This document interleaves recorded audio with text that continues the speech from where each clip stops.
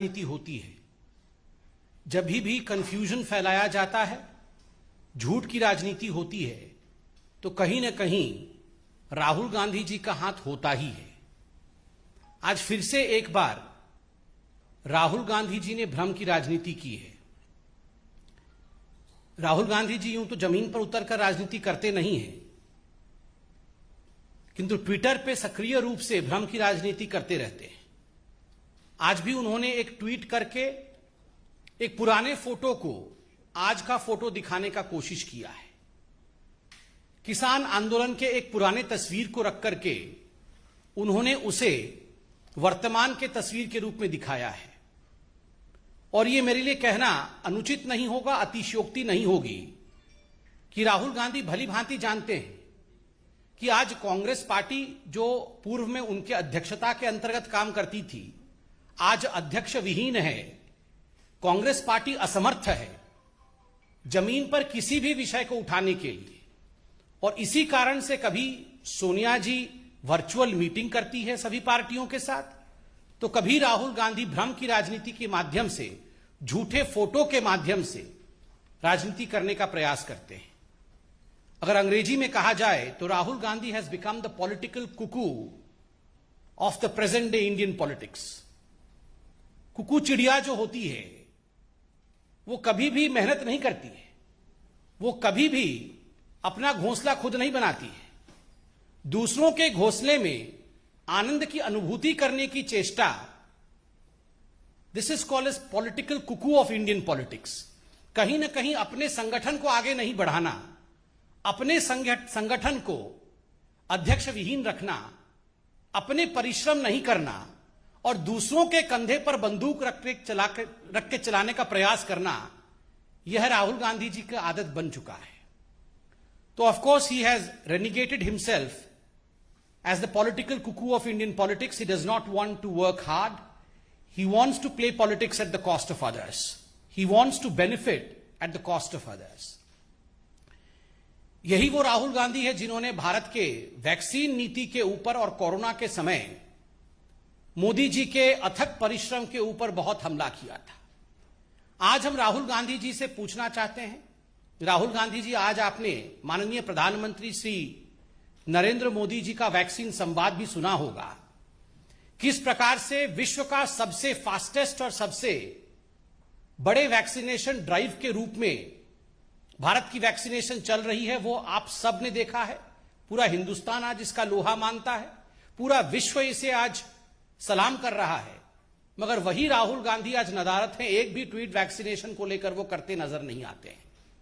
आज प्रधानमंत्री जी ने हिमाचल प्रदेश में बातचीत करते हुए बधाई भी दी है। हिमाचल प्रदेश, सिक्किम, दादर नगर हवेली, ये वो राज्य हैं जिनमें 100% कोविड वैक्सीनेशन हुआ है, एक डोज मिला है, 100%।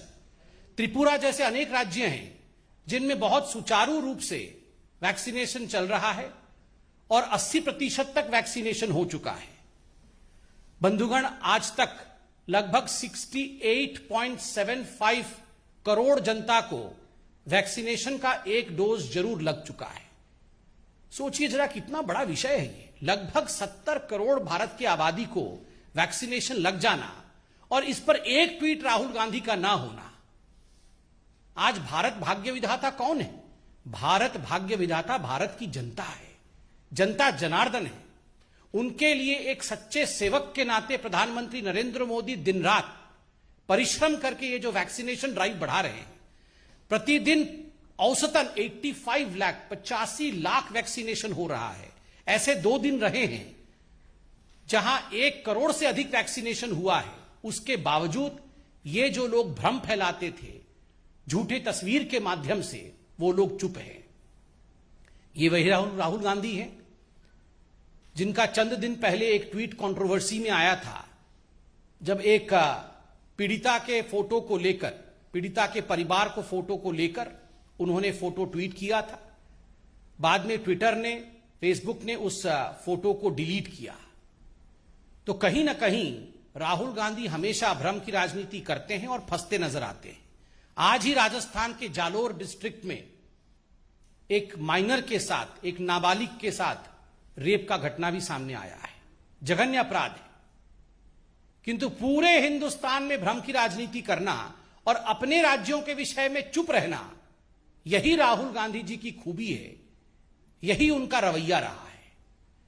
बंधुगण, आज हमने अखबारों में यह भी पढ़ा है कि किस प्रकार से छत्तीसगढ़ में जो वर्तमान के मुख्यमंत्री बघेल साहब हैं, उनके पिताजी और उनके परिवार के लोग स्वयं ही जातिवाद विद्वेष फैलाने की कोशिश कर रहे हैं, कहीं ना कहीं एक डिसहार्मोनी का एनवायरनमेंट बनाने का प्रयास कर रहे हैं। उनके खिलाफ अब एफआईआर तक नौबत जा रही है। ये सब राहुल गांधी देखते नहीं, इन सब से राहुल गांधी अनभिज्ञ है। राहुल गांधी जी, आप तो खुद बोलते थे मैं जनेऊधारी बहुत विराट हिंदू हूं। आपने फोन किया एक बार बघेल जी को?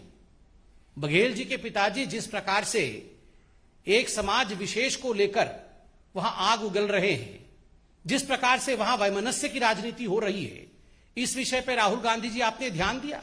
कहां से ध्यान देंगे? आप तो झूठे तस्वीर के माध्यम से अपनी राजनीति चमकाने में व्यस्त है। बंधुगण, एक और राहुल गांधी है तो दूसरी ओर हिंदुस्तान के हमारे माननीय प्रधान सेवक नरेंद्र मोदी जी है। अथक परिश्रम करके जिस प्रकार का स्थान नरेंद्र मोदी जी ने भारत की जनता और विश्व में बनाया है, यह अपने आप में अद्वितीय है। अभी हाल फिलहाल में यूनाइटेड स्टेट्स का ग्लोबल लीडर अप्रूवल रेटिंग आया है। आप सभी जानते हैं मॉर्निंग कंसल्ट का ये जो अप्रूवल रेटिंग है, ये प्रधानमंत्री नरेंद्र मोदी जी को लगभग 70% का अप्रूवल देता है, और जो डिसअप्रूवल रेटिंग है वह भी कम होकर 25% में ही रह गया है। 70% का अप्रूवल रेटिंग, ये अपने आप में एक बहुत बड़ी बात है, यह अपने आप में बहुत बड़ी अचीवमेंट है। 13 ऐसे देश हैं जिनके राष्ट्राध्यक्षों के साथ ये कंपैरिजन किया गया है, और इन सभी कंपैरिजन के बाद प्रधानमंत्री नरेंद्र मोदी जी आज पूरे विश्व के सबसे चहेते लीडर के रूप में सामने आते हैं। चाहे जो बाइडेन हो, चाहे जर्मनी के चांसलर मर्कल जी हो, उन सभी से आज आगे कोई नेता है पूरे विश्व में तो प्रधानमंत्री नरेंद्र मोदी जी है। इसमें सबसे महत्वपूर्ण बात है ये जो अप्रूवल रेटिंग है 70% का, जो निरंतर बढ़ रहा है। इससे पहले 66% का था, अब वो 70% का है। ये किन कारणों से है? जो उपलब्धियां भारत सरकार की रही है, प्रधानमंत्री नरेंद्र मोदी जी के नेतृत्व में भारत जिस प्रकार से गरीबों के लिए, किसान के लिए, अपेक्षितों के लिए लगातार काम कर रहा है, वो अपने आप में सराहनीय है। प्रधानमंत्री गरीब कल्याण अन्न योजना के माध्यम से 80 करोड़ जनता तक लगातार 2 वर्षों तक अन्न पहुंचाना, 5 केजी अन्न पहुंचाना, यह अपने आप में एक बहुत बड़ी अचीवमेंट है। ठीक उसी प्रकार विश्व का सबसे बड़ा टीकाकरण प्रयोजन, जिसके विषय में मैंने आरंभ में बताया, यह भी अपने आप में एक बहुत बड़ी उपलब्धि है।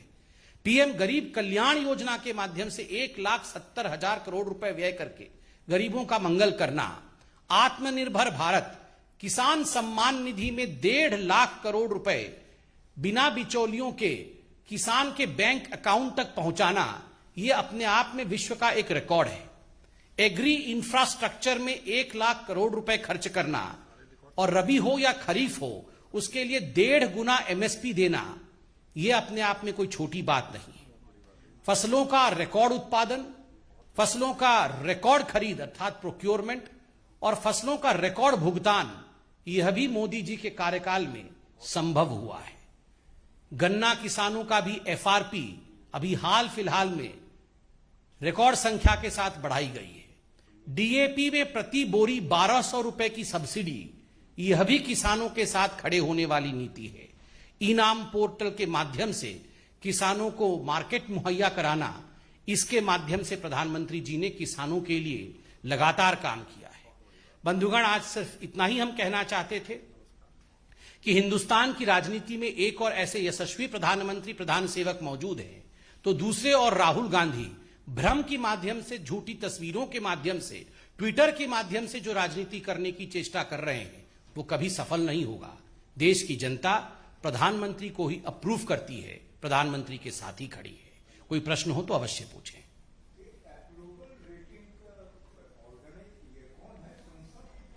ये मॉर्निंग कंसल्ट है, US based company. US based company कौन सा है? Morning consult.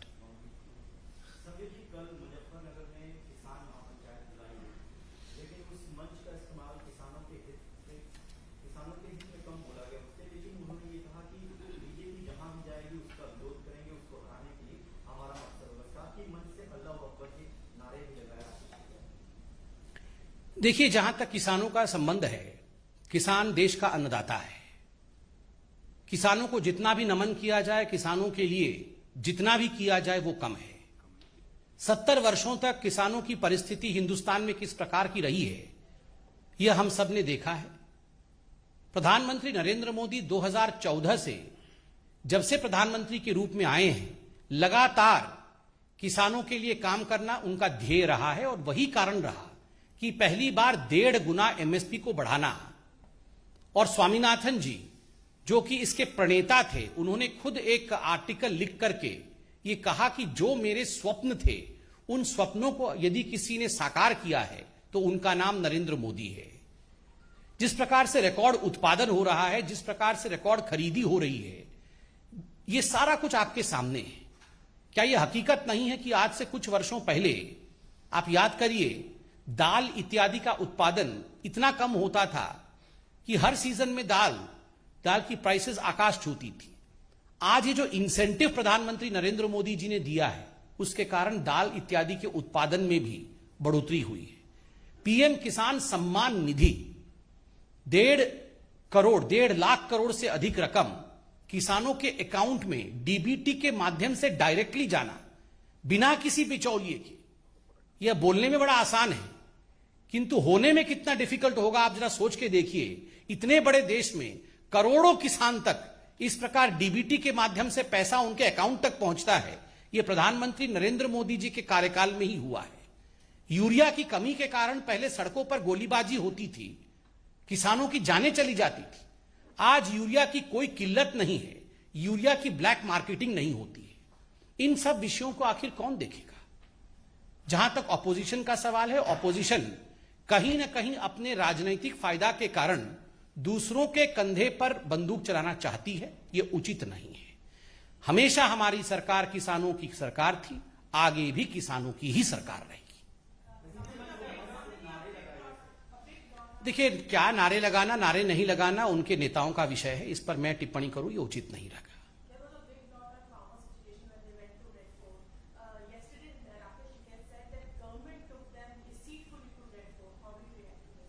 See, as far as whatever happened in the Red Fort last time by certain anarchists are concerned, we are of the firm belief that such incidences are deplorable.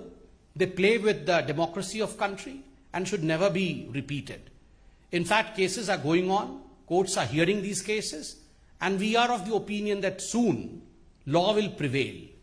As far as Bharatiya Janata Party is concerned, we are of the belief that, well, yes, जहां तक लोकतंत्र का सवाल है, लोकतंत्र में protests हो सकते हैं, किंतु लोकतंत्र में अनार्की, अराजकता के लिए स्थान नहीं है। We can have protests in democracy, but we cannot have anarchy in democracy. Mohit.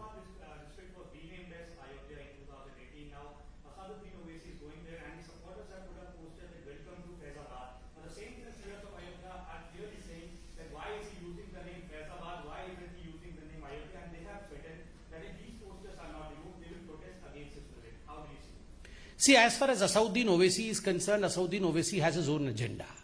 And his agenda is a divisive one.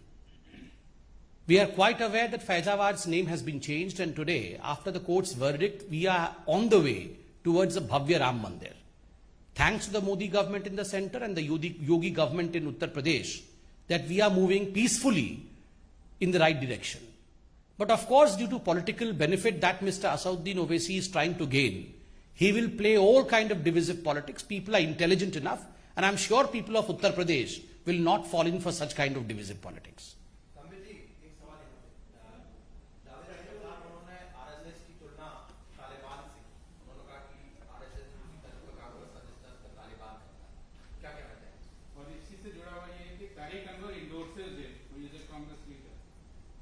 देखिए, वैसे तो मुझे लगता है इन विषयों पे कमेंट करना उचित नहीं रहेगा। इतना गंभीरता के साथ इन विषयों को जनता देख रही है, जनता इसका निर्णय और मूल्यांकन करेगी। मगर मुझे आश्चर्य लगता है कि इस प्रकार के जो कलाकार हैं, ये एक तरफ तो कहते रहते हैं कि हिंदुस्तान में एक ऐसा डर का माहौल है कि यहां पर माइनॉरिटीज चैन से सांस नहीं ले पा रहे हैं, और वहीं पर वो चाहते हैं कि बाहर देशों से माइनॉरिटीज हिंदुस्तान में आए और यहां पे उनको शरण दिया जाए। ये दोनों चीजें कैसे हो सकती है? अगर डर का माहौल है, अगर यहां सरकार ने, यहां बीजेपी की सरकार ने, यहां आरएसएस ने ऐसा माहौल बनाया हुआ है कि कोई भी चैन का सांस नहीं ले सकता है, तो ये आप बाहर से आप माइनॉरिटीज को और रेफ्यूजीज को यहां पर क्यों बुलाना चाहते हैं? आप क्या उनका मंगल नहीं चाहते? और दूसरी बात है, देखिए, ये खुद इनके वक्तव्य इस प्रकार के हैं। सुबह उठते ही ये वक्तव्य शुरू करते हैं मोदी जी के खिलाफ, बीजेपी के खिलाफ, संघ के खिलाफ, सरकार के खिलाफ, और हर दिन अलग अलग बोलते हैं और हम सुनते हैं और डेमोक्रेटिकली जवाब देते हैं। तो कौन सा माहौल खराब है? कोई माहौल खराब नहीं है। कहीं ना कहीं ये इनकी आदत पड़ गई थी, कांग्रेस के राज के समय इनकी आदत पड़ गई थी, जिस प्रकार का सरकार उस समय था। अब की सरकार में सबका साथ, सबका विकास, यही ध्येय है, यही उद्देश्य है। इस पे बहुत अधिक कमेंट करना उचित नहीं होगा, जनता सब समझती है।